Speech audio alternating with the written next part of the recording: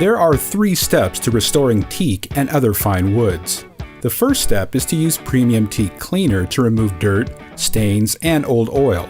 Refer to the bottle for directions.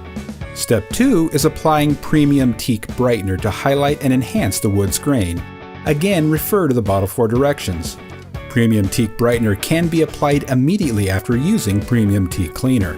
Before you progress to Step 3, oiling the wood, make sure it is 100% dry to avoid trapping moisture. Premium Teak Oil will protect the wood while restoring its natural glow. Apply Premium Teak Oil using a sponge, brush, or cloth, following the grain.